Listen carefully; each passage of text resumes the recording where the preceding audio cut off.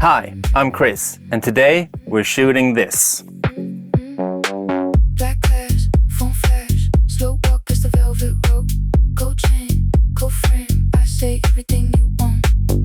Hi, my name is Christian Schneider, and I'm a professional photographer from Stockholm, Sweden. First of all, I want to say hello to you all freaking 500 of you. You know, when I downloaded the YouTube Studio app, like a couple of days after I posted my first episode, I literally shit my pants because I had like 100 subscribers. I couldn't believe it. And now a week later, you're like 500 of you. And that's like 20 school classes or something that pressed that subscribe button. I'm super thankful for all of you guys.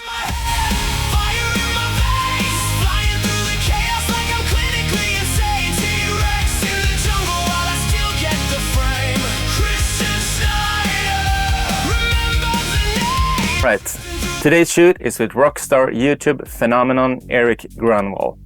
He wanted to shoot some photos for his album release here in May 2026. The album is called Bad Bones, and I think you should check it out on Spotify. It's really good. The inspiration for this shoot was the song Who's the Winner?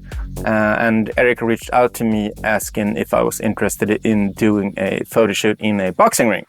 At first I was like, what are you doing in my bedroom, 3 o'clock in the morning? But then after a while we talked about it and I was like, yeah, that could be really cool. And of course I tripled the budget because, you know, because of the rock star he is. The technical stuff, I shot this one with my trusty old Canon R5 with 24-70 millimeters. And on today's shoot, I also had my fabulous assistant with me, Annika. Annika helps me on pretty much all the like bigger things, external gigs, when I only really need to focus on getting the shots right. She knows what lenses I use, how to set them up, how to set up the camera, softboxes, diffusers, umbrellas, etc. And she also shoots some behind the scenes for this channel. We also had a makeup artist today called me to make Erik look a little bit more beat up and like ready for this shoot. And as you can expect, like the light in these places are pretty shitty. You have this like, I don't know what's it called in English, like fluorescence light tube things in the ceiling that makes everything horrible.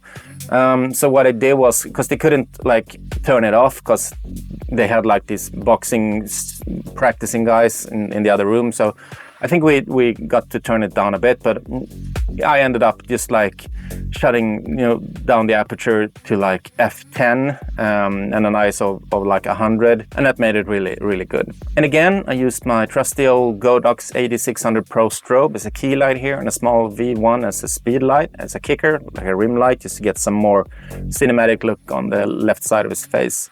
It's pretty much, you know, the setup I do in the studio, but then I have these strip lights and a little more controlled. On the AD600, I used a giant like parabolic umbrella, 165 centimeters. It's really huge, and like if you breathe on it, it tips over.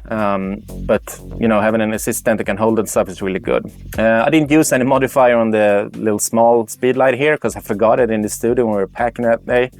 I wanted to have like perhaps a barn doors and a grid on it, but it ended up good anyway. Here you can see some shots with only the kicker on Erik's assistant, Jake.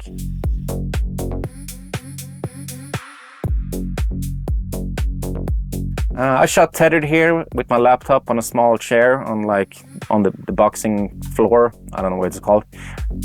I had some problems with the cable actually here, and I lost like 30 shots or something because I didn't have any memory card in the camera. I only rely on the tether thing because it works like always in the studio. So what are you gonna do? We ended up with some good shot anyway, so nothing lost. First, we shot some pictures of him sitting in the corner, like he's on a, you know, round break or what it's called. Both with some water on him, you know, that was dripping, and without. And I just love how these turned out.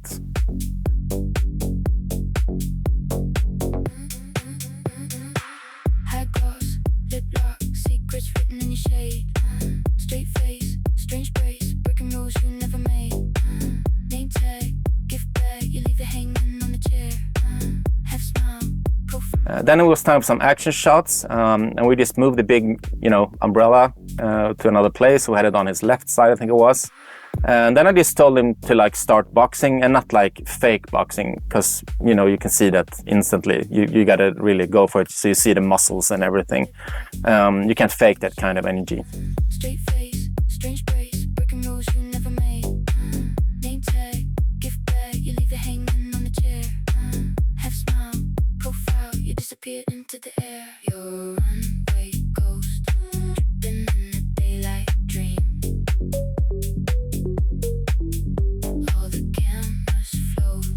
Now, like, I always edit these kind of shots from scratch. I don't have a preset pack with like something that looks good on every location in the world.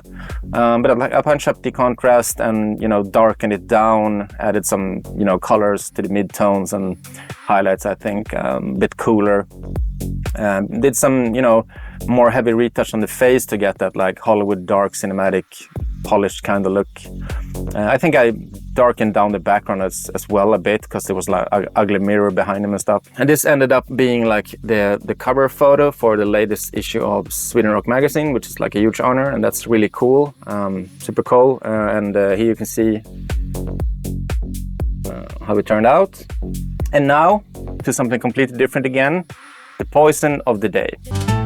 Poison, poison, poison of the day. Sip it slow and drift. Today we're trying another French wine because I'm recording this on a Sunday and didn't have the time to go get something weird.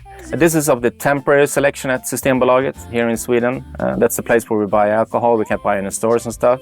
Today's poison is a red wine called Clos. It's another Coteron from southern France and, you know, the region of southern Rhone.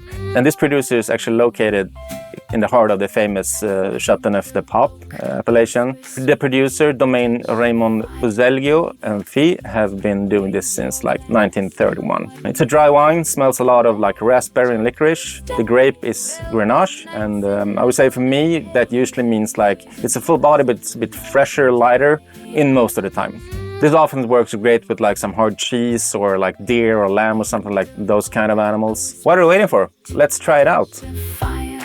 Your feet, raise your glass. Yes, I know you're supposed to like let it breathe and decant it and whatever, but yeah, I'm trash, so I definitely smell some licorice here, raspberry. In Sweden we have this candy called like dödskallar. They're 50% licorice and 50% raspberry, and I would say this smells kind of like that. Like I said, really fresh, light, it's not heavy. The taste, again, yeah, we'll give it like 3 out of 5, it's good. Not like the last one, that was better, definitely better. Cheers, my friends.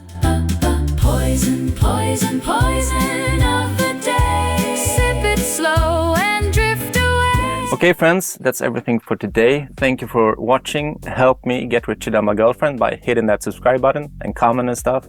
I love reading what you have on your mind. I have 10 more episodes recorded and I can't wait to share them all with you. Some really cool sessions coming.